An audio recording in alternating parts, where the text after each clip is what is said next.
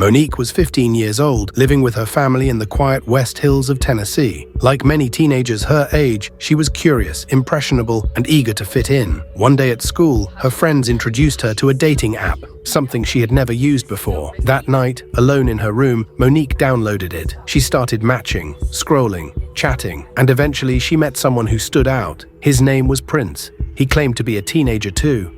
His profile photos showed a confident smile, charming looks, and a life that seemed exciting. They talked constantly, late into the night, every single day. Slowly, things began to change. Monique started missing homework. Her grades slipped. She stayed up past midnight, eyes glued to her phone, hiding messages under her blanket. Her parents noticed the once focused student was becoming distant, exhausted and distracted. Concerned, they made a decision. They took away her phone, her tablet, every device, and locked them all away. But Monique found a way back online. Somehow she got access to another phone and contacted Prince again. That's when the messages shifted.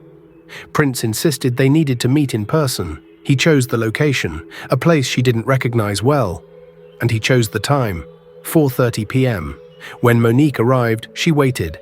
Minutes passed, no message, no reply, no sign of Prince. Standing there alone, a sudden realization hit her. She might not truly know who she had been talking to this whole time. And that was when fear finally replaced excitement. What happened next would raise serious questions and expose the hidden dangers of trusting strangers online. Monique didn't come home that evening.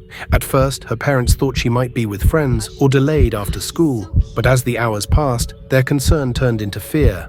Calls went unanswered. Messages weren't delivered. By nightfall, Monique was officially reported missing. The news spread quickly through West Hills. Search efforts began. Flyers were shared, social media filled with her photo. A quiet community was suddenly holding its breath. As investigators retraced her digital activity, one name kept appearing: Prince. What they uncovered was disturbing. Prince was not a teenager.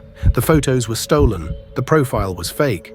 The person behind the account was a 40-year-old man who had been using false identities to contact young people online. His pattern was clear: build trust, create secrecy, and exploit vulnerability. Monique had been targeted.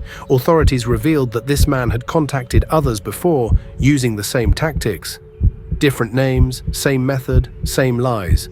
Monique's disappearance was no longer just a missing person case, it became a warning about how easily online deception can cross into real-world danger.